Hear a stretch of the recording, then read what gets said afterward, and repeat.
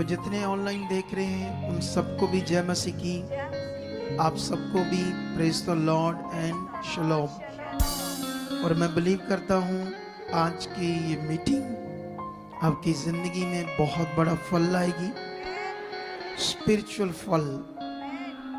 आप जानते हो जो शारीरिक चीजें हैं वो हमें बचा नहीं सकती, वो हमारी सिर्फ जरूरत है। लोग आंखें बंद करो और खुद प्रार्थना करो, आप सारे लोग, कि जो मैं वचन सुनने जा रहा हूं परमेश्वर, करो प्रार्थना अच्छे से, ठीक है? कि जो वचन मैं सुनने जा रहा हूं खुदाबंद, निश्चय उसके लिए आप मेरा मन खोल चुके हो, मुझे बुद्धि दे चुके हो परमेश्वर, मुझे समझ दे चुके हो परमेश्वर, ताकि ये तेरा कीमती वचन, जैसे अलग अलग जगहों पर लिखा है वचन के लिए कि सोना चांदी से भी बढ़कर है, अलग अलग जगहों पर और भी लिखा है ये खजाने से भी उत्तम है। तो परमेश्वर आपका वचन, कीमती वचन जो जीवन देता है, उसके लिए आप मेरे मन को खोल चुके हो, मुझे बुद्धि और समझ दे चुके हो, ताकि जो कुछ सुनूं आज वो मेरे मन में बैठे और उस वचन पर मैं चलूं और पूरा आज्ञाकारी बनूं, पूरा वफादार बनूं। इस कोई भी अंधकार की शक्ति आज इस वचन को चुरा ना पाए। परमेश्वर हम बढ़ चुके आपके साथ, ऐसा हो चुका है, जो हम मांग रहे हैं वो आपने कर दिया है, यीशु मसीह के नाम से, आमीन, हालेलुया। बताना चाहता हूं, सर्वशक्तिमान खुदा जिसने दुनिया को रचा है, जो हमारा परमेश्वर है, वो 3 कैरेक्टर में दुनिया में काम करता है, पिता, पुत्र, पवित्र आत्मा। यहोवा पिता, यीशु पुत्र और पवित्र आत्मा, 3 कैरेक्टर्स में खुदा काम करता है इस दुनिया में। जब हम बाइबल पढ़ते हैं तो पुराना नियम में 2 कैरेक्टर थे, पिता और पवित्र आत्मा। ये दो कैरेक्टर में परमेश्वर ने काम किया। साथ साथ उसने स्वर्गदूतों से भी अपना काम लिया, जो उसके दास हैं। स्वर्गदूत हमारी तरह, जैसे मैं खुदा का दास हूं, स्वर्गदूत भी उसके दास हैं। और साथ में परमेश्वर ने अपने चुने हुए इंसानों को, नबियों को यूज किया अपने लोगों के लिए, ताकि पृथ्वी पर जो उसके इंसान हैं वो नाश ना हो, वो बचाए जाए, वो जीवन में प्रवेश करें। तो ये बड़ा विषय है, जीवन में प्रवेश करना। जब बुद्धि बंद होगी, जब शारीरिक जीवन होगा, तो धार्मिकता, आत्मिकता की तरफ बुद्धि बंद हो जाएगी। ऐसे फील होगा कि ये दुनिया है, जीना है, काम करना है, दुख सुख सब कुछ बना है, ऐसी चीज है, बस ऐसा दिमाग में है। और बस बंदा गलत चीजें, राइट चीजें, जो भी उसके दिमाग में आएगा उसको ठीक लगेगा, करेगा। जैसे कई बार, जैसे माता पिता होता है, वो बच्चों को कुछ समझाता है, लेकिन बच्चों को खुद को ऐसा लगता है हम जो कर रहे हैं ये ठीक है, लेकिन कभी कभी वो ठीक नहीं होते, वो गलत चीजें करने की सोच में होते, लेकिन उनको क्लैरिटी नहीं होती कि ये गलत है, क्योंकि उनका मन उसमें लगता है, उनको वो करना ठीक लगता है। आप जानते हो बाइबल में 2 तरह की अभिलाषाएं हैं, एक शारीरिक अभिलाषाएं और एक आत्मिक अभिलाषाएं। तो आपको इन दोनों के बारे में समझ है अच्छे से या नहीं? शारीरिक अभिलाषाएं का मतलब जिससे हम नाश हो जाएंगे, पाप, गुनाह, व्यभिचार, चोरी, झूठ, बदमस्तियां, पुट्ठे सीधे काम, गाली, झगड़ा, क्लेश, ईर्ष्या, नफरत, विरोध, क्रोध, नशे, बदमस्तियां, सब कुछ गड़बड़। ये शारीरिक अभिलाषाएं हैं, जिसमें पूरी दुनिया जी रही है अपने पैसों के लिए, झूठ, गलत काम, जैसे खाने पीने वाली चीजें हैं। भक्ति करते हैं वो किसी ना किसी, जो भी वो समझते हैं कि मेरा भगवान है, लेकिन भक्ति करने के बावजूद भी वो पनीर नकली बेचते हैं, दूध नकली बेचते हैं, क्योंकि जो उनका भगवान है वो उन्हें बदल नहीं सकता, क्योंकि वो भगवान नहीं है। लेकिन रियल में जो दुनिया का मालिक है, जब हम उसकी भक्ति करेंगे तो आप निश्चय बदलोगे। आपके अंदर एक डर आएगा, आपके अंदर एक समझ आएगी, आप गलत काम नहीं करोगे। आपको एक आवाज आएगी, संसार में आपको नहीं आएगी। कितनों को बात समझ आती? समझ आ रहा है कि नहीं आ रहा? आत्मिक अभिलाषा है उसकी आज्ञाओं को पूरा करना, वफादार बनना, पवित्रताई में रहना, प्रार्थना के जीवन में रहना, बाइबल के वचनों में रहना, आज्ञाओं में रहना, और भी ऐसे बहुत सारी बातें आत्मिक जीवन में या आत्मिक अभिलाषाओं में आती है। जैसे सुसमाचार, ये एक आत्मिक अभिलाषा है। अगर तुम बहुत तेज तेज सुसमाचार दे रहे हो तो तुम्हारी आत्मिक अभिलाषा बहुत तेज है परमेश्वर के लिए, उसके किंगडम के लिए। अगर तुम्हारे अंदर खुदा के काम के लिए खुश मन नहीं है तो तुम्हारे अंदर आत्मिक अभिलाषा ही काम नहीं कर रही, पवित्र आत्मा काम नहीं कर रही। आप जस्ट स्वार्थी हो, अपने लिए आते हो, अपने फायदे के लिए आते हो और परमेश्वर के लिए नहीं जीते। समझ आया? नहीं समझ आया? लेकिन यहां पर आज परमेश्वर ने जो पुराना नियम दिया या नया नियम दिया या पूरा बाइबल दिया, इसको समझना और सही से अपनी जिंदगी में इस्तेमाल करना, यह बड़ा पावरफुल विषय। यहां एक बड़ी मिस्टेक है। लोग, सेवक भी और जो कलीसिया है, वो बाइबल तो एक ही है हमारे पास, वो पढ़ते रहते, कोई भी वचन कहीं से भी बिना उसे अंडरस्टैंड किए, बिना उसे समझे दूसरों को भी समझाते हैं। ये देख वचन में ऐसे लिखा है, ऐसा कर। कभी कभी खुद भी वो वचन को गलत अप्लाई करते हैं क्योंकि वो समयों के प्रबंध को नहीं जानते। बाइबल के अंदर समयों का प्रबंध है। ठीक ऐसे ही जैसे ये देश है ना, जब 1947 में आजाद हुआ, तब से लेकर आज तक ये देश जब चल रहा है तो इसमें कई बार करेंसी बदली गई, नोट बदले गए। हालेलुया। तो जो नोट बदले गए, जो पुराने नोट थे, करेंसी, क्या आज वो काम आती है? इसे बोलते समयों का प्रबंध। देशों में भी समयों का प्रबंध, बाइबल के अंदर भी समयों का प्रबंध। समझ आया? नहीं समझ आया? लेकिन मूसा के टाइम में एक अजीब बात मैं पढ़ाता हूं आपको। बहुत सारे लोगों ने पढ़ा होगा तो उन्हें ये बात समझ नहीं आई होगी, क्योंकि यहां से मैं आज तुम्हें सही विश्वास और गलत विश्वास के बीच का अंतर समझाकर तुम्हें सही विश्वास कराऊंगा। जब तुम्हारी जिंदगी में सही विश्वास बना होगा, तुम सही से परमेश्वर के साथ चल रहे होंगे, तुम बहुत पावरफुल मनुष्य बन जाओगे। उनकी पुस्तक में जाएंगे, चैप्टर 4 में। आप जानते हो मूसा एक बहुत बड़ा भविष्यवक्ता था।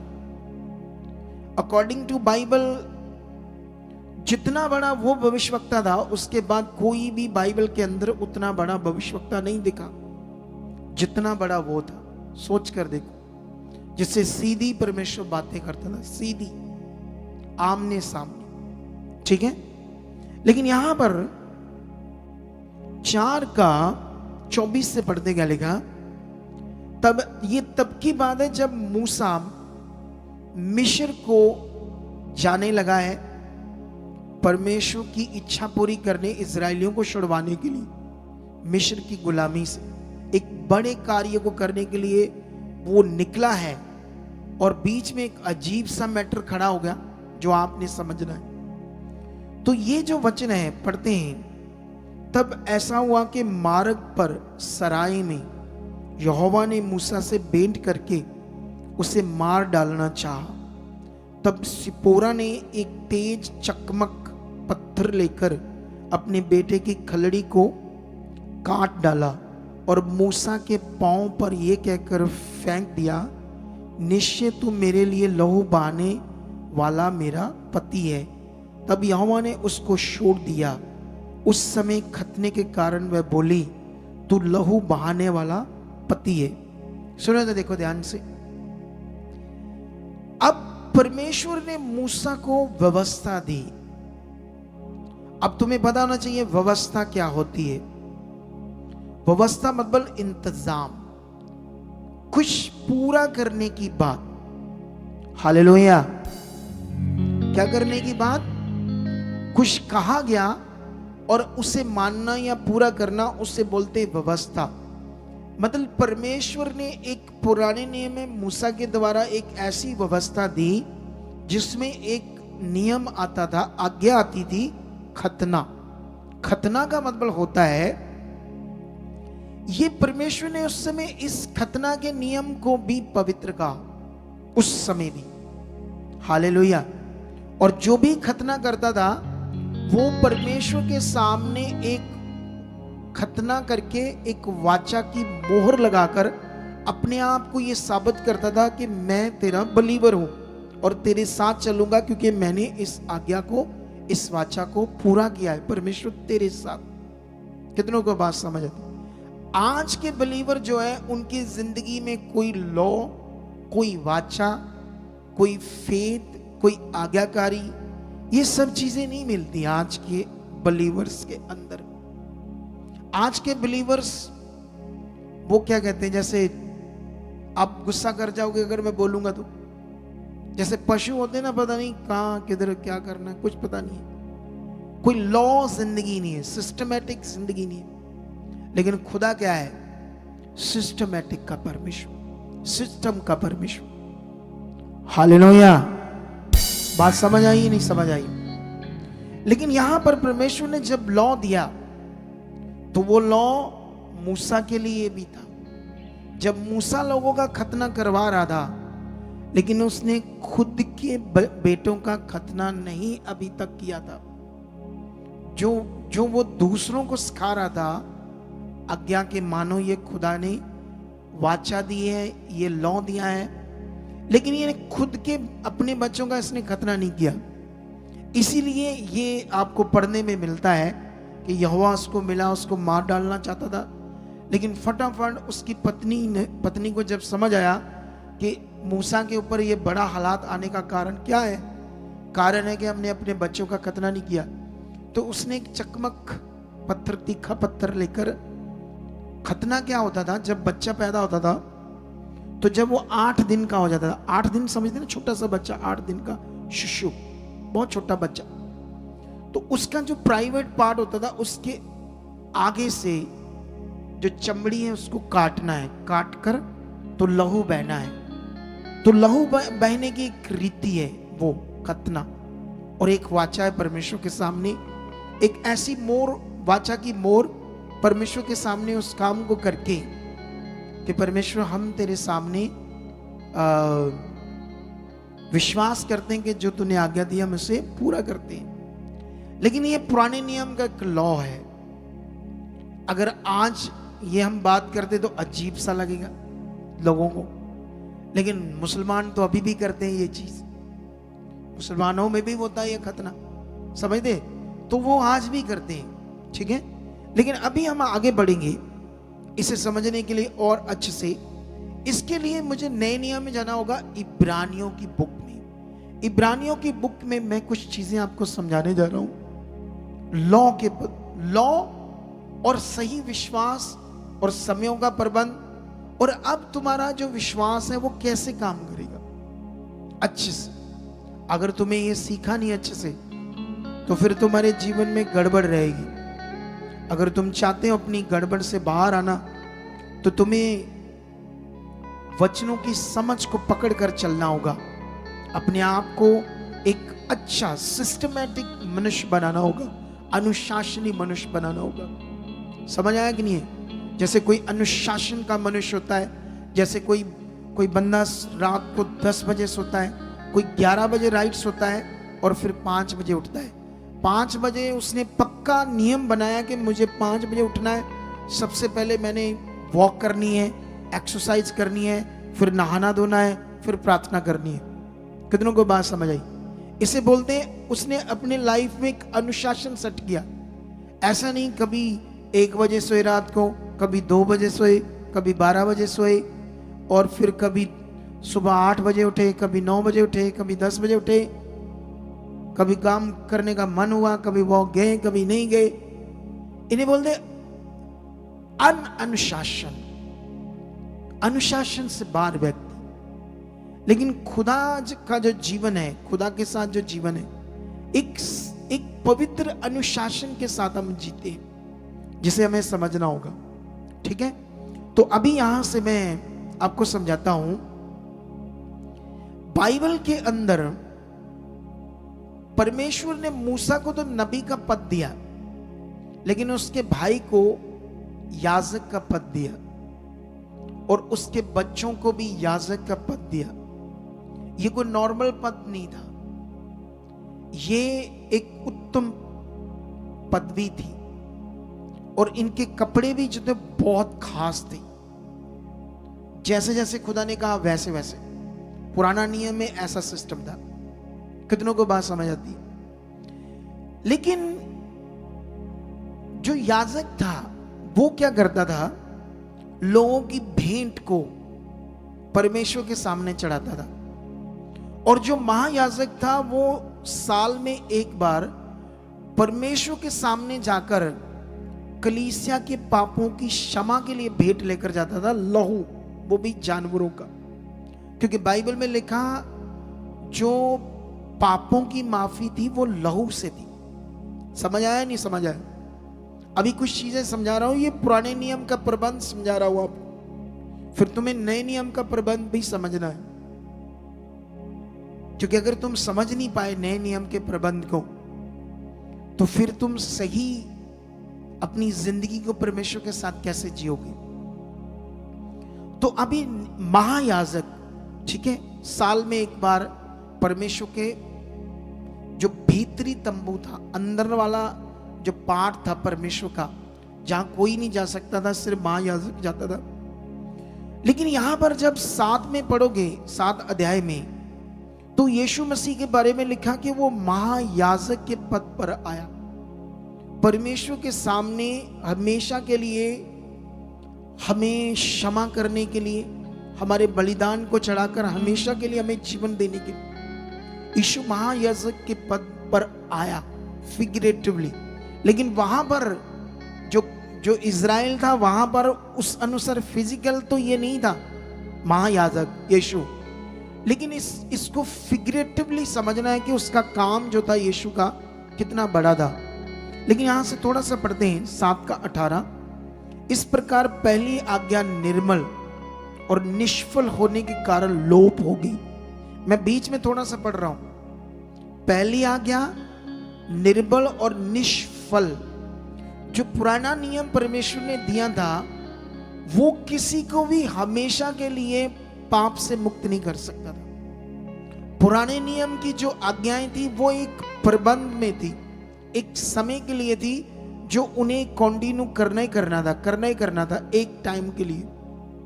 लेकिन उसमें कभी भी पापों की हमेशा के लिए क्षमा नहीं थी, हमेशा के लिए अनंत जीवन नहीं था उसमें। कितनों को बात समझ आती है? जो गुनाह करेगा वो मारा जाएगा, जो वाचा को तोड़ेगा, पुरानी व्यवस्था को तोड़ेगा, उसे जीवन नहीं मिलेगा, ऐसा प्रबंध था। लेकिन यहां पर लिखा, इसलिए कि व्यवस्था ने किसी बात की सिद्धि नहीं की और उसके स्थान पर एक ऐसी उत्तम आशा रखी गई जिसके द्वारा हम परमेश्वर के समीप जा सकते हैं। मसीह की नियुक्ति बिना शपथ के नहीं हुई, क्योंकि वह तो बिना शपथ याजक ठहराए गए, पर ये शपथ के साथ उसकी ओर से नियुक्त किया गया, जिसने उसके विषय में कहा, प्रभु ने शपथ खाई और वह उससे फिर न पछताएगा कि तू युगा न युगा याजक है। इस प्रकार यीशु एक उत्तम वाचा का जामिन ठहरा। थोड़ा सा और पढ़ते हैं, फिर और आगे बात करते हैं। वह तो बहुत बड़ी संख्या में याजक बनते आए। इसका कारण यह था कि मृत्यु ने उन्हें रहने नहीं देती थी। अभी यहां पर वो बड़ी संख्या में याजक बनते आए, याजक या महायाजक, क्योंकि मृत्यु उन्हें रहने नहीं देती थी, इसलिए उसकी जगह पर नए को बनाना पड़ता था। लेकिन यहां पर अभी और समझते हैं रचना से, जो मैं बात आपको समझाने की कोशिश कर रहा हूं। पर ये युगानुयुग रहता है। कौन? यीशु। इस कारण उसका याजक पद अटल है। इसीलिए जो उसके द्वारा परमेश्वर के पास आते हैं वह उनका पूरा पूरा उद्धार कर सकता है, क्योंकि वह उनके लिए विनती करने को सर्वदा जीवित है। अतः ऐसा ही महायाजक हमारे योग्य था, जो पवित्र और निष्कपट, निर्मल और पापियों से अलग और स्वर्ग से भी ऊंचा किया हुआ हो। उन महायाजकों के समान उसे अवश्य नहीं कि प्रतिदिन पहले अपने पापों के लिए बलिदान चढ़ाए, क्योंकि उसने अपने आप को बलिदान चढ़ाकर उसे एक ही बार में पूरा कर दिया। क्योंकि व्यवस्था तो निर्बल मनुष्यों को महायाजक नियुक्त करती है, परंतु उस शपथ का वचन जो व्यवस्था के बाद खाई गई, उस पुत्र को नियुक्त करता है, जो युगानुयुग के लिए सिद्ध किया गया है। ये गहरा वचन है। क्या है आपके लिए? ये वचनों से तुम्हें एक चीज समझ आएगी, परमेश्वर ने मेरे लिए क्या किया। अब जो परमेश्वर ने तुम्हारे लिए क्या किया है, उसमें इस समय के प्रबंध में आपका फेथ, आपका विश्वास क्या होना चाहिए। अगर आपको ये क्लैरिटी नहीं है, क्योंकि क्रिश्चियनिटी में तो पुराना नियम नया नियम सब चीजें खिचड़ विचड़ हो चुकी है, खिचड़ी की तरह दिया जाता है। नए नए शैतान अगुओं को खड़ा कर रहा है, वो लोग जिनकी बुद्धि को बंद करके, जैसे ये कोरियन के मिशन, कई ऐसे मिशन है जिसमें उन्होंने अपने आप को डिक्लेयर किया कि मैं यीशु, और लोग उन्हें यीशु समझकर पता नहीं 20,000 की भीड़ है, 30,000 की भीड़ उनके पीछे। सोचो, एक व्यक्ति को ऐसी बुद्धि बंद कर देता है शैतान, सामने जो लिखा वो भी समझ नहीं आ रहा क्या लिखा है, कि यीशु कौन है, ये कौन है सामने। समझ आया या नहीं समझ आया? अब ऐसी गड़बड़ चीजें चल रही है। खुदा ने मेरी बुद्धि को क्यों खोला? उसका एक ही कारण था, मेरे अंदर मैंने ईगो नहीं आई मेरे अंदर। मुझे आज भी नहीं महसूस होता कि मैं कोई बहुत बड़ी मिनिस्ट्री का अगुआ हूं। मुझे ऐसे फील होता है मैं खुदा का दास हूं, मैं उसके लिए जी रहा हूं बस। कितनों को बात समझ आती? हालेलुया। नहीं तो तुम जिसके पास 500 लोग हैं ना, किसी पास्टर के पास, वो ऐसे फील कराएगा जैसे मैं महाराजा हूं। चलो बकरियों बुकरियों, चलो साइड पर हो जाओ, तुम्हारी क्या वैल्यू है, ऐसे फील होगा तुम्हें कई जगह पर। मुझे याद है हमारे इधर एक वो जुड़ी थी, एक फैमिली अभी भी जुड़ी है, तो उन्होंने अपनी बेटी के लिए रिश्ता ढूंढ रहे थे। तो मैंने कहा मसीह में यहां देख लेना, टीम को पूछ लेना। तो उन्होंने टीम से पता नहीं बात की, यानी कि बाहर से देख लिया, यीशु में ही था बंदा नहीं, मतलब बढ़िया बंदा, मतलब पास्टर। तो जब उन्होंने बताया खुशी से आकर के हमने रिश्ता कर लिया बेटी का, तो लड़का पास्टर है। तो मैंने कहा अच्छा, मैंने कहा थोड़ा चक कर लेना। ऐसा नहीं कि पास्टर कहने से मैंने एकदम से बड़ा खुश हो गया और मैंने कहा वाह बहुत अच्छा हो गया, आपको तो पास्टर मिल गया। मैंने कहा नहीं, चेक कर लेना। कहते क्यों? अरे वो तो पास्टर है। तो मैंने कहा पास्टर होना या पास्टर बन के चलना दो विषय नहीं। अपने आप को कहना मैं पास्टर हूं, और या ये कि पास्टर की पदवी उस नियम में चलना, ये दो विषय। आजकल तुम्हें हजारों पास्टर मिलेंगे। मेरे पास वीडियो आई, एक पास्टर आ रहा है, कार से उतरा, 8-10 बाउंसर है, और एक बाउंसर छू रहे उसके घुटनों को, ऐनक लगी है, कोट पैंट महंगा 25-30 हजार वाला कोट पैंट था, उतारा ऐनक को पड़ाता है, ऐनक ऐसे टना अजय देवगन आ गया है। कितनों को बात समझ आती है? ऐसे पकड़ाता है ऐनक। भाई लानी है तो अपनी ऐनक खुद संभाल ले या रख ले इधर कहीं, प्रभु मना तो नहीं करता। मतलब ये बातें समझ नहीं होगी तुम्हें, अगर नहीं समझ आई तो गड़बड़ हो जाएगी। तो जब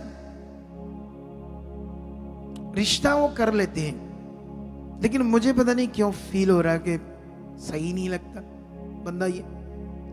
वही बात होती है, 50 लोग आते थे उसके पास। एक दिन लड़की का बाप फोन करता है उस पास्टर जी को, कहता है सांप जी से बात कराओ। उसके बाप को कहता है, उसका बाप लड़की के बाप को बहुत बातें सुनाता है पुट्टी सीधी। साहब साहब क्या शब्द होता है? पास्टर है वो, पास्टर जी करके बात करो। शर्म नहीं आती आप? साहब साहब साहब तो मनुखों को बोलते। हुन खंभ लग गया, स्वर्गदूत बन गया हो। की बन गया हो? आपको बात समझ आ रही मेरी कि नहीं समझ आ रही?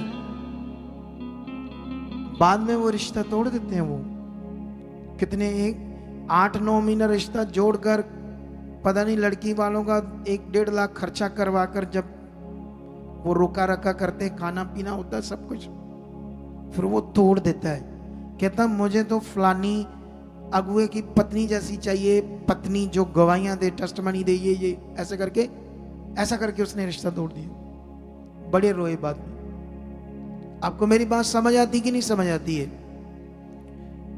मैं अपनी तारीफ नहीं कर रहा हूं, खुदा मुझे माफ करे, लेकिन ये बातें तब परमेश्वर देता है महान चीजें जब एक व्यक्ति परमेश्वर के सामने दीन होता है। जब वो ये नहीं समझता कि उसके अंदर ईगो होती है, घमंड, कि मैं कुछ हूं। बाइबल में लिखा है यीशु मसीह ने नहीं अपने आप को ये समझा कि मैं परमेश्वर के, मतलब यीशु तो खुद परमेश्वर ही है, लेकिन यीशु और परमेश्वर के बीच में एक करैक्टर चल रहा था, पिता पुत्र का। लेकिन यीशु मसीह जो दुनिया के सामने हमें समझाया गया कि वो परमेश्वर के तुल्य था, लेकिन फिर भी उसने ऐसा नहीं अपने आप को समझा। जब वो बॉडी में आया तो परमेश्वर जो परमेश्वर है अपने आप को ऐसा नहीं समझा उसने। वो जो था शरीर में काम करने आया वो समझा उसने अपने आप। उसने अपने आप को शून्य किया। और वचन में लिखा तुम्हारा भी स्वभाव क्या हो? यीशु के जैसा हो। जब ये हमारा स्वभाव होगा तो फिर खुदा बड़ी चीजें करेगा। हालेलुया। ये तो मैं पास्टर्स की बात कर रहा हूं, लेकिन आपका भी ये स्वभाव चाहिए।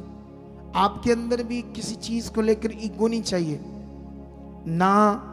अगर आपकी कोई लड़की नहीं है, 4 लड़के हैं, 2 लड़के हैं, तो आपको घमंड आ जाए कि मेरे लड़के हैं।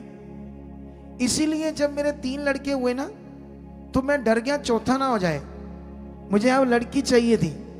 मैं प्रेयर करता रहा, प्रभु मुझे कुड़ी चाहिए, एक लड़की चाहिए, ताकि मेरे अंदर कभी भी कोई ऐसी चीज घमंड ना आए।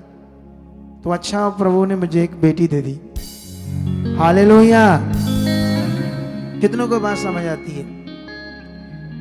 किसी भी चीज का घमंड, आपके पास पैसा है, पैसा ज्यादा आ गया है, नो घमंड, नहीं प्रभु हम कुछ नहीं, सब कुछ तेरा दिया है। समझ आया कि नहीं समझ आया? हमेशा श्रेष्ठ किसको देना है? खुदा को। यहां पर एक गहरा प्रबंध है। मैं कोशिश करता हूं तुम्हें आसान करके समझाने की इस गहरे प्रबंध को। परमेश्वर यहां इब्रानियों में पुराने नियम के प्रबंध को और नए नियम के प्रबंध को हमें समझा रहा, खुद खुदा, खुद परमेश्वर। वचन सारे इधर ही लिखे हुए हैं, लेकिन कुछ लोगों को समझ आते हैं या नहीं आते। जैसे अभी यहोवा विटनेस वालों की शिक्षा दी थी हमने इस संडे, दी थी ना, दी। यहोवा विटनेस वाले क्या है? अब सोचो 2025 साल पहले यीशु पृथ्वी पर खुदा खुद आया, शब्देदारी हुआ, फिर उसने अपना काम किया, 12 चेले तैयार किए। ये जो मिशन है ये लगभग 150 साल पहले शुरू हुआ। यहोवा विटनेस 2025 साल पहले यीशु, उसके चेलों का प्रचार उन्होंने रद्द दिया। इस यहोवा विटनेस वालों ने पवित्र आत्मा को नहीं मानते और यीशु के जी उठने को भी नहीं मानते। सोच कर देखो कितना रॉन्ग फेथ लोगों के अंदर डाल रहे हैं। और ऐसे लोगों के अंदर जो फेथ वो डालेंगे, उन लोगों का होगा क्या? कितनी नेगेटिविटी काम करेगी। कितना दुष्ट काम करेगा, कितनी उनकी लाइफ स्पाइल होगी, कितनी चीजें गड़बड़ होगी। उद्धार के बारे में मुझे कुछ नहीं पता उनका क्या होगा। समझ आया नहीं समझ आया? इसलिए हमारा विश्वास को इतना कीमती क्यों कहा गया? आग पर ताए हुए सोने से भी कहीं अधिक मूल्यवान है तुम्हारा विश्वास। इतना कीमती है तुम्हारा विश्वास जो तुमने करना है। पहले हम संसार में जब परमेश्वर को नहीं जानते थे, भटके हुए थे, किसी पत्थर पर, किसी दिए पर, किसी पता नहीं तस्वीर पर, मनुष्यों की बनाई हुई चीजों पर बिलीव कर रहे थे, ये सोच करके ये जीवन देने वाली चीजें हैं। लेकिन आज हमें समझना है इस विषय को और अच्छे से। तुम्हें बहुत अच्छा जीवन मिलेगा जब तुम जो मैं सिखा रहा हूं उसको पकड़ते जाओगे, उसमें अपना मन रखकर चलते जाओ, दाएं बाएं नहीं देखना। तुम्हारे हालात है, डोंट वरी। तुम्हारे घर में कुछ नुकसान अगर, डोंट वरी, चिंता नहीं करनी, पर जो मैं सिखा रहा हूं वो करो, करते जाओ, सारी भरपाई भर देगा परमेश्वर। सूद के साथ सब कुछ वापस करेगा और तुम्हें ऊंचा करेगा जब तुम कुड़कड़ाओगे नहीं। कुछ लोग बीज बोते हैं, कुड़कड़ाते हैं। कुछ लोग कुछ परमेश्वर के साथ चीजें करते हैं, सुनाते हैं, मैंने ये किया वो किया। मत बोलो, बढ़ते जाओ। इस युग परमेश्वर ने हमें बनाया कि हम उसके लिए कुछ कर पाए। अगर हम उसके किंगडम के लिए कुछ कर रहे हैं तो तुम बड़ा उत्तम विषय को पूरा कर रहे हो और इस योग्य ठहरे हुए कि तुम कुछ कर पा रहे हो। अगर मूसा एक बड़े कार्य को कर रहा था, उत्तम कार्य को कर रहा था, तो वो योग्यता मूसा की नहीं थी, परमेश्वर ने इस योग्य से समझा था। तो मूसा के लिए वो बड़ा पवित्र था, समा पवित्र विषय था कि वो खुदा के पवित्र और उत्तम काम को कर रहा। अगर मैं खुदा के काम को कर रहा हूं तो ये पवित्र और उत्तम काम है। अगर ये वर्शिप कर रहे हैं तो ये पवित्र और उत्तम काम है। अगर तुम वॉलंटियर का काम कर रहे हो तो ये पवित्र और उत्तम काम है।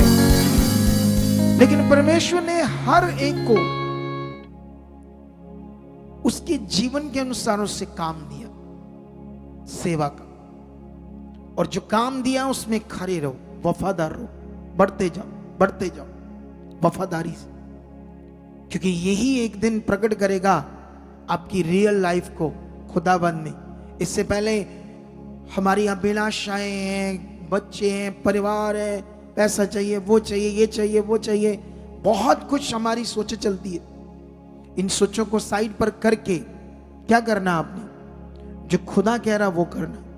लेकिन यहां पर मैं समझाना चाहता हूं, पुराने नियम के प्रबंध के बीच में एक नए नियम के प्रबंध की बात हो रही है।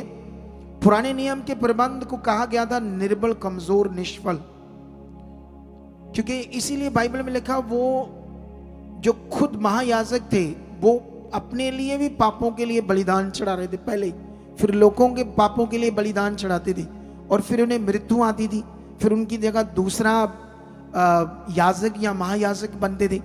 तो ये लॉन्ग टाइम से ऐसा चल रहा था। लेकिन परमेश्वर ने एक ऐसा प्रबंध किया, यीशु हमारे लिए, ये नए नियम का प्रबंध था, पावरफुल, जो एक ही बार परमेश्वर के सामने बलिदान चढ़ा और वो आज भी जीवित है। उनकी तरह, दूसरे महायाजकों की तरह, याजकों की तरह नहीं है जो मर चुके हैं। और जो मर गए हैं वो तुम्हारे लिए कैसे प्रार्थना कर सकता? सोचो, इस दुनिया में लोग मरे हुए मनुष्यों को अपना भगवान मानते, वो मर गया इंसान था।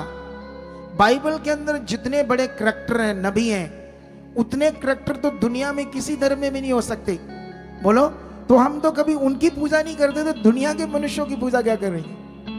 आपको मेरी बात समझ आती कि नहीं समझ आती? जिन्होंने समुद्र को दो भाग कर दिया, जिनकी सामने बातें होती थी परमेश्वर की, हम तो कभी उनकी पूजा नहीं करते, तो दुनिया वाली पूजा हम क्या करें? किसी को बात मेरी समझ आती है?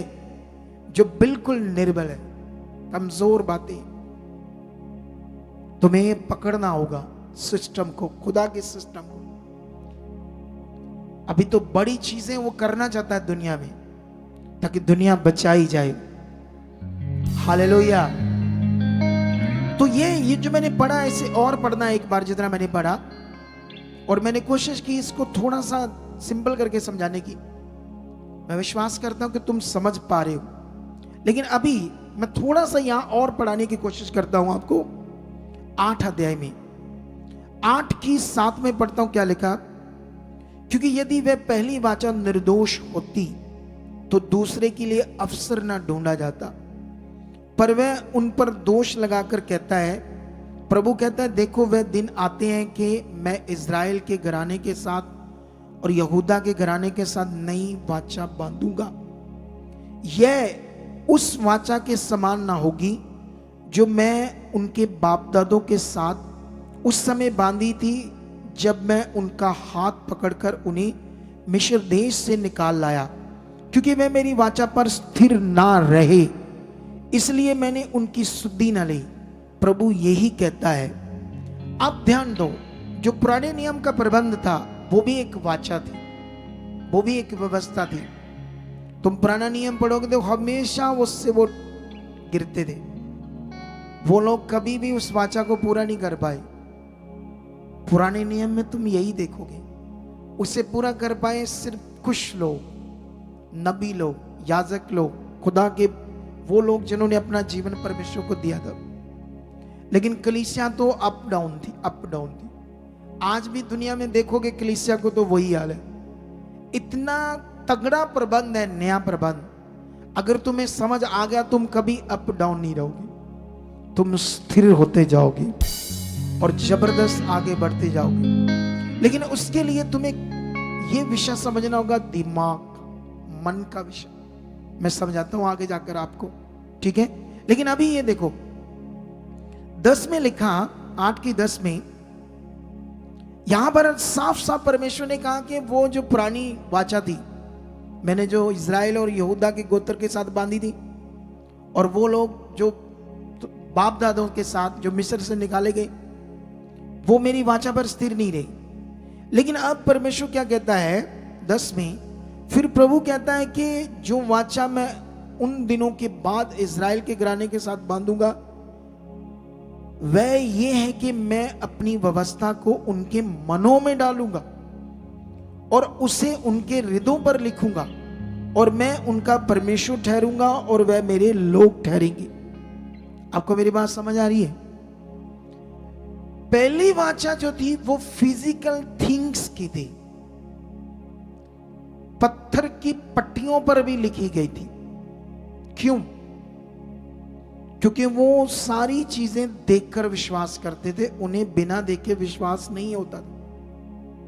और विश्वास का कानून ही ये है, जो नहीं दिख रहा उससे विश्वास करना, ये विश्वास है।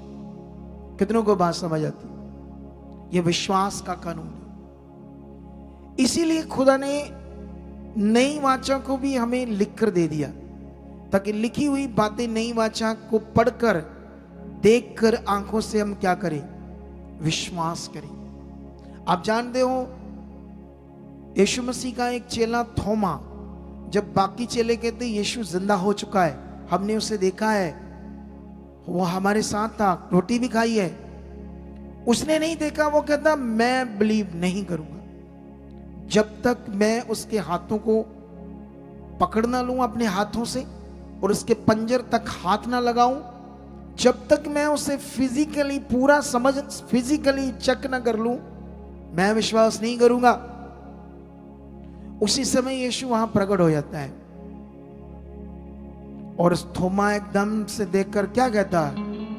Oh my God, oh my Lord, मैंने क्यों संदेह किया? कितनों को बात समझ? क्योंकि यीशु जिंदा होकर वहां है, और यहोवा विटनेस वाले कहते हैं वो जिंदा हुआ ही नहीं। खोते दिमाग की। कितनों को बात समझ? ये तो शैतान चाहता है लोगों में फैलाना बात। शैतान, हमारा विश्वास क्या है कि जिसने यीशु मसीह को जिंदा किया वो हमें भी अनंत काल तक जिंदा कर चुका है। और बाइबल में लिखा यीशु इसलिए जीवित हुआ ताकि वो वाचा, जीवित होने की वाचा तुम्हारे साथ बन जाए और तुम भी उसके साथ सदा के लिए जीवित रहो। और यहोवा विटनेस वाले कहते हैं वो जिंदा हुआ ही नहीं, क्योंकि वो कर्म पर विश्वास करते हैं। किस पर? कर्म, कर्म, पुरानी व्यवस्था, यहोवा की पुरानी व्यवस्था। लेकिन अब नए नियम के प्रबंध को तुम्हें समझना होगा। अगर तुम्हें समझ आया तो तुम जबरदस्त मनुष्य बनोगे। हालेलुया। लेकिन यहां पर साफ साफ परमेश्वर ने कहा, मैं अब जो नई वाचा बांधूंगा वो तुम्हारे मनों में डालूंगा, तुम्हारे हृदयों पर लिखूंगा। वाह, नई वाचा ये है कि तुम्हारे मनों में डालूंगा, तुम्हारे हृदयों पर। मतलब अंदर की बात हो रही नई वाचा की, बाहर की नहीं हो रही। शरीर पर लगाना कुछ, सोचो शरीर पर कुछ लगाकर मेरा भला हो जाएगा, ऐसी कोई वाचा नहीं है। अब नई वाचा तुम्हारे मन की चीज है। हालेलुया। क्या चीज है? तुम्हारे मन की चीज। इसके लिए मैं तुम्हें एक चीज समझाता हूं आज, इसके लिए। लेकिन इसके लिए एक वचन पढ़ते, नीति वचन, फिर वापस आते हैं। एक साइंटिस्ट की खोज के बारे में तुम्हें समझाता हूं, जिसका नाम था स्टीफन कापलान। ठीक है, इसकी एक चीज समझाता हूं मैं तुम्हें एक वचन के बाद।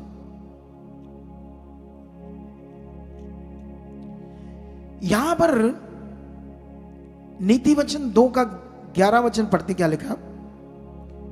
विवेक तुझे सुरक्षित रखेगा और समझ तेरी रक्षक होगी।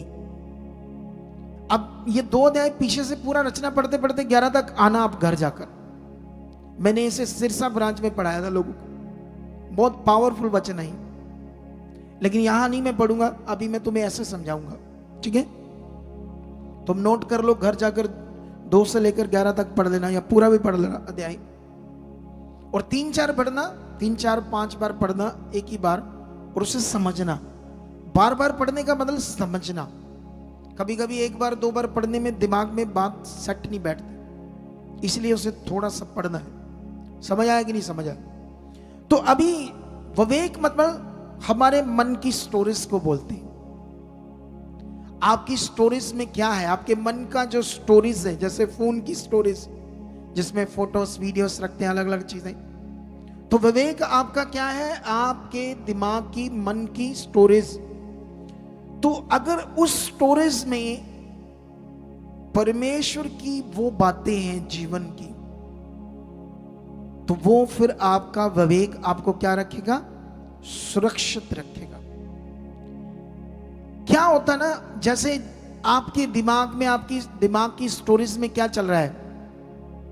स्टोरेज में चल रहा है बीमारियां, ये सिचुएशन, ये काम नहीं हुआ, वो काम नहीं हुआ, क्योंकि आपका दिमाग रोज सोच रहा है, मैं चर्च जा रहा हूं, मेरी शादी नहीं हुई, मेरे बच्चों का ये काम नहीं हुआ, इन्हें नौकरी नहीं मिली, काम अच्छे से नहीं चल रहा, घाटा बढ़ रहा है, ये हो रहा है, फलान हो रहा है, ढींग हो रहा है।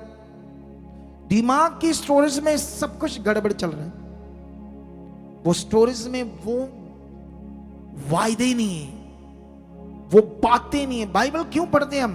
पुराना नियम पढ़ते हैं जब हम मूसा के बारे में पढ़ते हैं या किसी नबी के बारे में पढ़ते हैं, तो हमें क्या समझ आता है?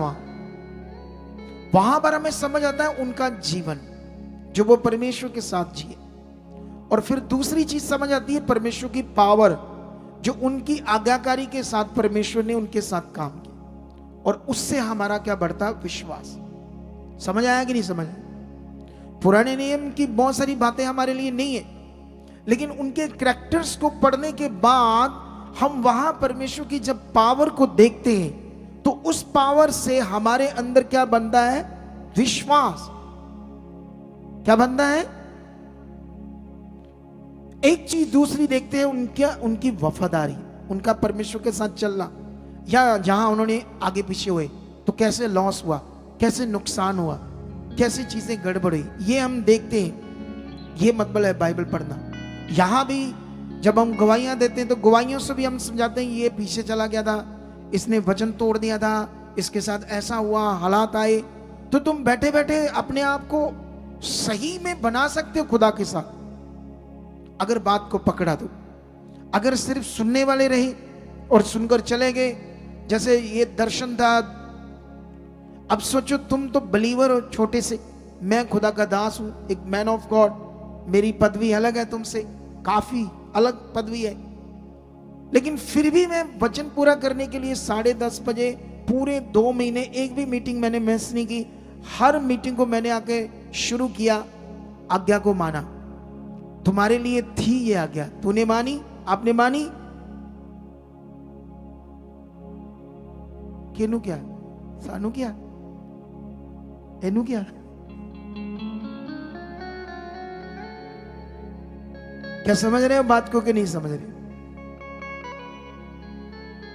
कर सकते हैं हम सब कुछ, ऐसा हुआ ही नहीं कि कुछ नहीं कर सकते, बस एक ढीठ बना कि वो ना करना। ऐसा हो ही नहीं सकता जो खुदा ने कहा वो हम ना कर पाए। ये तो और सौखा हो गया, क्योंकि इस समय पवित्र आत्मा का प्रबंध है जो तुम्हारे अंदर काम करेगा, तुम्हें वैसा बनाएगा जैसे खुदा चाहता है, तुम्हें आज्ञाओं में बनाएगा, तुम्हें जगाएगा, तुम्हें सिखाएगा, तुम्हारी सोचों में परमेश्वर के वचन याद कराएगा। इस समय का कितना पावरफुल प्रबंध है। लेकिन यहां पर लिखा समझ तेरी रक्षक होगी। अब जब विवेक तुम्हें सुरक्षित रखेगा, समझ तुम्हारी रक्षक बनेगी। तुम्हारी रक्षक का मतलब क्या होता है? रखवाला, रखवाला बनेगी। तो इसका मतलब कहां से सारा कुछ ठीक होना है? अंदर से, मन से। बॉडी पर कुछ लगाने से, शरीर के ऊपर कुछ लगाने से तुम सोचो मेरा भला हो जाएगा, तो ये अब प्रबंध नहीं है। चलो मैं एक चीज तुम्हें समझाता हूं। ये चीज है 1980 के दक्ष में स्टीफन काप्लान, एक साइंटिस्ट, और उसकी पत्नी, उन दोनों ने क्या किया? दिमाग के ऊपर एक एक्सपेरिमेंट किया। मैं समझाता हूं क्या एक्सपेरिमेंट था। आप जानते हो जब कुछ लोग कुदरती नेचर में जाते हैं, पहाड़ों में, हिल स्टेशंस पर जाते हैं, तो वहां पर जाकर वो बड़ा अपने आप को शांत फील करते, क्योंकि अब जो उनका कारोबार है वो नहीं कर रहे वहां। अब वो हरियावल को देख रहे, पहाड़ियों को देख रहे, कुदरती चीजों को देख रहे, मन भी शांत हो रहा है, नींद भी अच्छी आ रही है, क्योंकि अब कोई स्ट्रेस, बोझ नहीं है किसी चीज का। वहां वो फ्री है। अब फोन चलाना भी भूल जाते हैं, क्योंकि वहां पर वो सारी चीजों को। लेकिन जैसे वहां से वापस आते हैं तो रास्ते में आते आते कुछ फिर मन चेंज होता है। घर आते आते तो फिर तनाव, फिर स्ट्रेस, फिर नॉर्मल मन हो जाता है। इसीलिए ये एक्सपेरिमेंट उस साइंटिस्ट ने किया।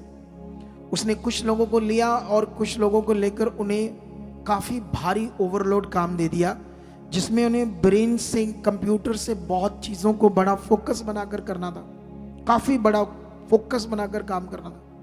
जब उन्होंने बहुत फोकस से उतने दिन काम किया, तब तक वो बड़े जैसे डिप्रेशन सा, तनाव, ऐसे बोझ सा और गुस्सा, चिड़चिड़ा सा स्वभाव बन गया उनको। फिर उन्होंने क्या किया? आधे आधे को लिया, आधों को अब कोई काम नहीं दिया, पूरों को कोई काम नहीं दिया। आधों को क्या किया? जैसे पार्क में घूमना, ठीक है, खुले में रहना, खिड़कियों से भी पेड़ों को देखना, ऐसी चीज की, दूसरी टाइप जाकर नेचर की चीज की। और आधों को उन्होंने क्या किया? काम कोई नहीं है, लेकिन सिटी में, शहर में, भीड़ भाड़ के इलाके में, शोर शराबा, गाड़ियों की आवाज, ये चीज। लेकिन उनका जो दिमाग था दोनों का, वो जो दूसरे थे, उनके दिमाग में रेस्ट थी, तनाव नहीं था, गुस्सा नहीं था, वो शांत थे। लेकिन इनके साथ गड़बड़ चल रही थी। ये एक एक्सपेरिमेंट था। आपको कुछ समझ आ रहा है? क्योंकि यहां प्रॉब्लम ये नहीं है कि ये सिटी प्रॉब्लम है, शहर प्रॉब्लम है, काम प्रॉब्लम है। प्रॉब्लम है दिमाग, इंसान का। प्रॉब्लम कहां चल रही है? दिमाग के अंदर। दिमाग से तुमने राइट जिंदगी जीनी है, सही वाली, और दिमाग से तुमने खराब जिंदगी जीनी है। ये विषय है। हालेलुया। परमेश्वर ने अपना वचन क्यों दिया? वो सर्वशक्तिमान। उसका वचन देने का मतलब था तुम्हें सही दिशा में रखना। तुम्हें अब उसने अपना आत्मा क्यों दिया? पवित्र आत्मा क्यों दिया? वो तुम्हारा सहायक है। वो आत्मा सिर्फ तुम्हारे मन के अंदर काम करने के लिए। अब तुम इसको एक्सपेरिमेंट करना चाहते हो कि इस समय का जो प्रबंध है पवित्र आत्मा का वो कितना पावरफुल है, क्योंकि तुमने कभी उस प्रबंध को पकड़ा ही नहीं, उस प्रबंध के अंदर तुम कभी आए ही नहीं, उस प्रबंध में कभी प्रैक्टिकल किया ही नहीं, उस प्रबंध में कैसे खुदा काम करता है। जैसे पुराने नियम में देखोगे, जब उन्होंने लॉ को माना तो परमेश्वर ने उनकी जिंदगी में काम किए। पुराने नियम में रोक गए, उनके लिए रास्ते खुले, उनके लिए आसमान से आग आई, परमेश्वर ने काम किया जब उन्होंने उस समय के प्रबंध को माना। अब जो प्रबंध है परमेश्वर का वो आपको मानना पड़ेगा। अब तो प्रबंध ही दिमाग का है, मन का, कोई और प्रबंध नहीं है। ये सारा कुछ आपके अंदर सोचों से, अभिलाषाओं से चलना है, राइट या रॉन्ग। कितनों को बात समझ आती? कहता मैं अब जो नई वाचा बांधूंगा मैं उनके मन में डालूंगा, उनके हृदयों में लिखूंगा नई वाचा। ये अंदर की बात है। कहता तुम्हारा विवेक, तुम्हारा रखवाला होगा, मतलब उससे तुम सुरक्षित रहोगे विवेक से, और तुम्हारी समझ तुम्हारी रखवाला बनेगी। ये बड़ा विषय है कलीसिया। कितनों को बात समझ आई? हालेलुया। तो बाइबल के अंदर जब बड़ी हीलिंग्स को देखोगे, बड़े चमत्कारों को देखोगे, तो वहां भी मन का विषय है। बाइबल के अंदर एक जन्म के अंधे को कुछ लोग यीशु के पास लेकर आते हैं। उस एरिया का नाम था गांव का बैतसदा। जब यीशु के पास उस अंधे को लेकर आते कुछ लोग, तो बाइबल में ऐसे लिखा है कि यीशु उस अंधे का हाथ पकड़कर उन लोगों के पास से दूर लेकर जा रहा है, गांव से बाहर। ऐसा क्यों? बोलो, सोचने वाली बात है ना। क्योंकि जानते क्यों? क्योंकि वो लोग जो थे वो विश्वास करने वाले नहीं थे, वो यीशु मसीह को परखने वाले थे। वो यीशु मसीह को वो क्या कहते हैं, अंगेस्ट थे, अंगेस्ट। वो चेक करने आए थे क्या यीशु करता है, क्या जादू टोना करता है, क्या है यीशु ये। आप बात समझते हो? लेकिन यीशु ने जब उस अंधे की ओर देखा तो उसके अंदर चंगाई पाने की आशा आ चुकी थी, क्योंकि उन्होंने यीशु के बारे में उसे बताया था। तुम्हें पता है यीशु के बारे में? उसने सुना था। तो जब सुना था तो उसने उसे कहा तुम्हें पता है यीशु क्या क्या कर रहा है? कहता सुना है। कहते चल इधर अपने पास वाले गांव में आया, चल तुम्हें लेकर चलते, तू ठीक हो जाएगा। जो बात उन्होंने कही वो अंधे के अंदर दिमाग में बैठ गई, मन में बैठ गई यीशु के प्रति। उसके अंदर आशा तो थी, लेकिन जो साथ वाले थे वो गड़बड़ लोग थे, इसलिए यीशु अपना काम प्रकट नहीं कर सकता। ये लॉ है, यहां विरोध है, यहां अविश्वास है, वहां परमेश्वर की पावर काम नहीं करती। तुम्हारे जीवन में अगर परमेश्वर की पावर काम नहीं कर रही तो अविश्वास के कारण। कितनों को बात समझ आती? अविश्वास को कैसे दूर कर सकते हैं और विश्वास को कैसे भर सकते हैं, ये एक ही नियम है। छोटा छोटा करके ध्यान देना शुरू करो। जैसे ये दर्शन मिला 2 महीने का, ऐसे मान लेते, सुबह जल्दी आ जाते तो तुम बदल जाते, काफी बदल जाते। जब अगली बार परमेश्वर कोई आज्ञा बोले उसे करो, मारो शरीर को, हटाओ वो बात अपने जीवन से गड़बड़ वाली। कितनों को बात समझ आती? जब तक तुम करने में प्रैक्टिकली उस बात को पूरा नहीं करोगे तब तक तुम अधूरे हो। इसीलिए सब कुछ यीशु मसीह ने पूरा किया। क्या किया यीशु मसीह ने? उद्धार का काम पूरा किया है। एक बलीवर, मुझे किसी बलीवर ने बताया, एक ना विश्वासी था, एक भाई को मैंने पास्टर बनाया, उसका ही रिश्तेदार था। तो वो पास्टर बनने से पहले मेरे पास उसको लेकर आया, उसके अंदर बड़ा खतरनाक दुष्ट आत्मा, उसको सांकलों से बांधना पड़ता था। तो हमने उसको हील किया। हील करने में थोड़ा सा टाइम लगा, लेकिन वो हील हो गया। फिर बड़ा चमत्कार देखकर वो सेवा करने लगा। आज वो भटक गया है, हमारी शिक्षा में नहीं है वो बंदा, वो लड़का भाई, और जानता मेरे विरोध में बातें करता है। कहता ये दुष्ट आत्मा निकाल दे, फिर आ जाती है, फिर आ जाती है। उल्लू को ये पता नहीं कि बाइबल में यीशु मसीह ने यह सिखाया था कि जब तुम में से दुष्ट आत्मा निकल जाती है, फिर वो सूखी जगहों पर आराम ढूंढती है, और जब वापस आकर सोचती है उसी घर को चलो देखें, उसी घर को देखें, मतलब वहां जो शिक्षा है वो आपको समझ नहीं आएगी। वहां पर लिखा स्वारा बुआरा, साफ सुथरा घर ऐसे करके, लेकिन वो एक फिगरेटिवली बात है। फिगरेटिवली का मतलब होता है कि वो बंदा ठीक ठाक होने के बाद, चिंगाई लेने के बाद परमेश्वर के साथ नहीं है, उसके लॉ के साथ नहीं है, तो फिर वो दुष्ट आत्मा क्या करती है, अपने से भी बुरी और 7 दुष्ट आत्माओं को लेकर आती है, और उस व्यक्ति की दशा पहले से भी बुरी हो जाती है। ये नियम बताया परमेश्वर। कितने लोग ऐसे होते हैं, हम जो समझा रहे हैं, हम लोगों को दुष्ट आत्मा निकाल रहे हैं, फिर उसके बाद हीलिंग कर रहे हैं, हीलिंग भी होती है। आप जानते हैं हम कितनी हीलिंग तो अपनी धार्मिकता, अपनी उन्नति से कर देते हैं, लेकिन लोग उस चंगाई को देखकर मन नहीं फिराते कि परमेश्वर जिंदा है, ये बड़े काम कर रहा है, आगे नहीं आते। कई लोग फिर ठीक होने के बाद कहते हैं हम इतने सालों से बीमार थे, हमें गरीबी आ गई, हालात आ गए, अब हमें काम पर जाना है। ओ दीदी दीदी दीदी रजवंत, ओ काम पैसे नहीं है गए, किराया नहीं था इसलिए हम काम पर थे। उल्लू उल्लू बोलेंगे ऐसे लोगों। वो तुम्हें किराया देगा जो तुम्हें जीवन दे सकता है, जो तुम्हारा घर बार बिकने पैसे खर्चने से नहीं मिला, तो वो तुम्हें पैसे क्या, तुम्हें सोने से भी घर भर देगा तुम्हारी। लेकिन तुम्हारी जिंदगी में पहला स्थान किसका होना चाहिए? खुदावंद का। हालेलुया। कितनों को बात समझ आ रही है आज? ये विषय किसका? मन का।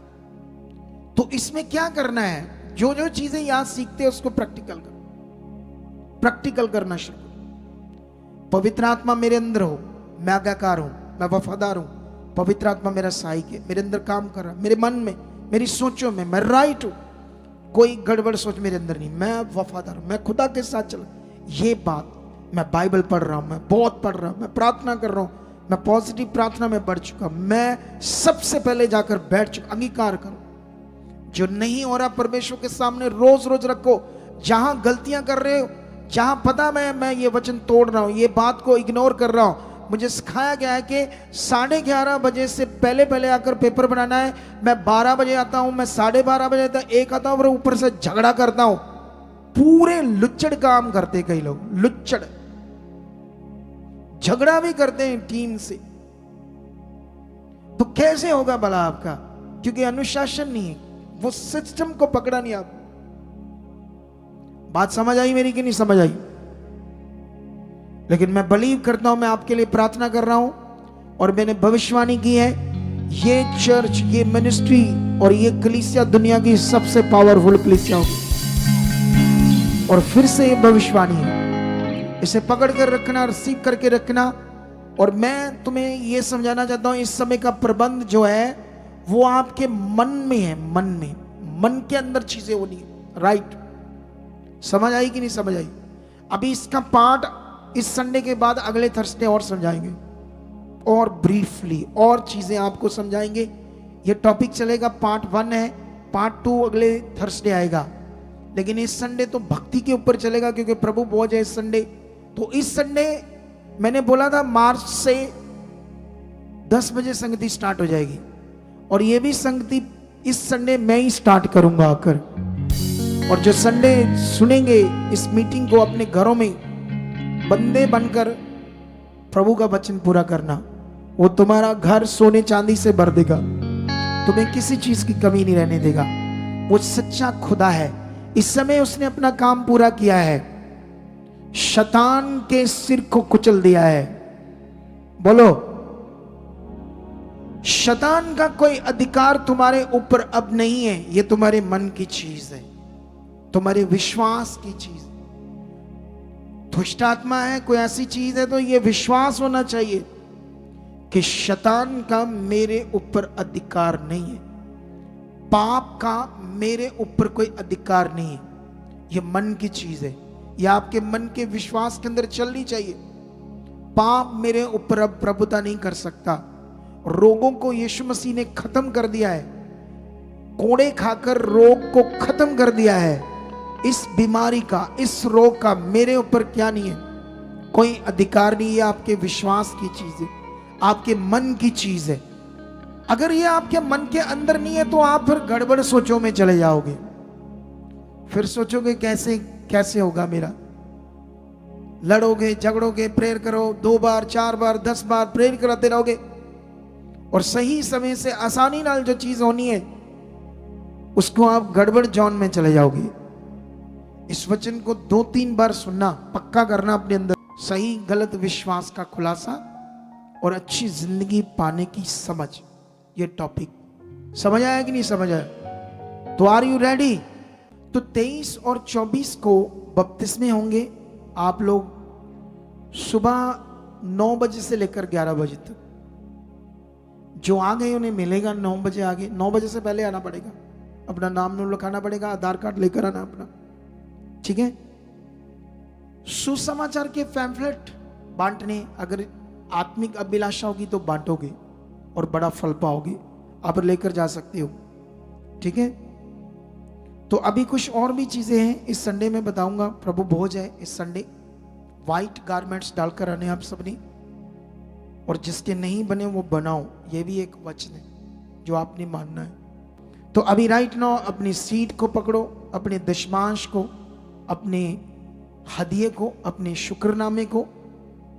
पुराने नियम में तो वो भेंट लेकर आते थे सोना चांदी की, बहुत विश्वास के साथ, वो कलीसिया, क्योंकि वो फिजिकल चीजों में बहुत थे लेकिन आत्मिक आज्ञाओं में हमेशा गड़बड़ रहती थी।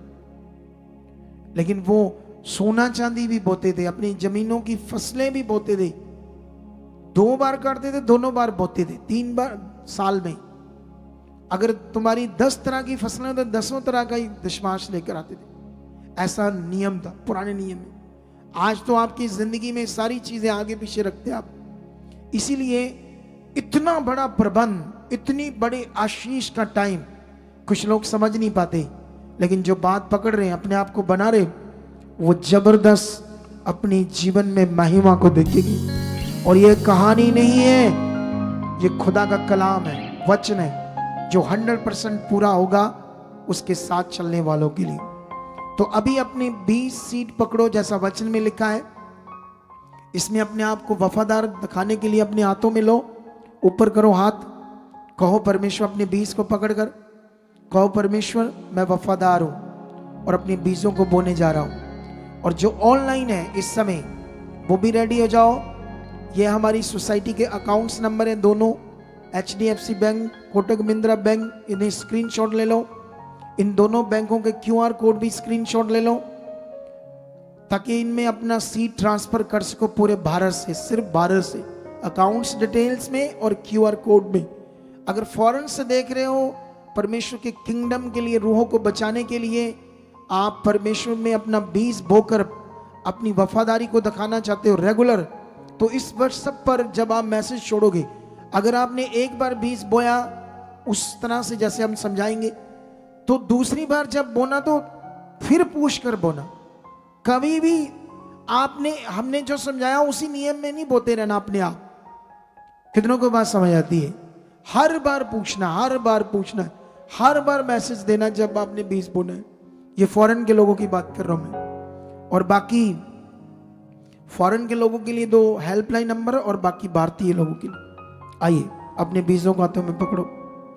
खुदावंद तेरे बच्चे जो वचन आपने दिया है इन्होंने पकड़ लिया है, इनकी जिंदगी में यह वचन काम कर चुका है। इन्हें नए नियम का प्रबंध समझ आ चुका है, इन्हें मन का विषय समझ आ गया। मन गड़बड़ जीवन गड़बड़।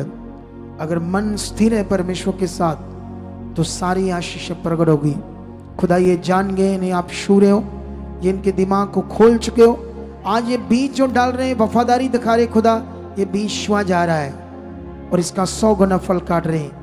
मैं तेरा दास होने के नाते इनके परिवार के ऊपर, कारोबार के ऊपर बरकत को मांगता हूं और ये बरकत ठहरी रहे यीशु नाम से। ये बोने वाले आज बरकत को काटे यीशु नाम से। ऐसा हो चुका है। आमीन।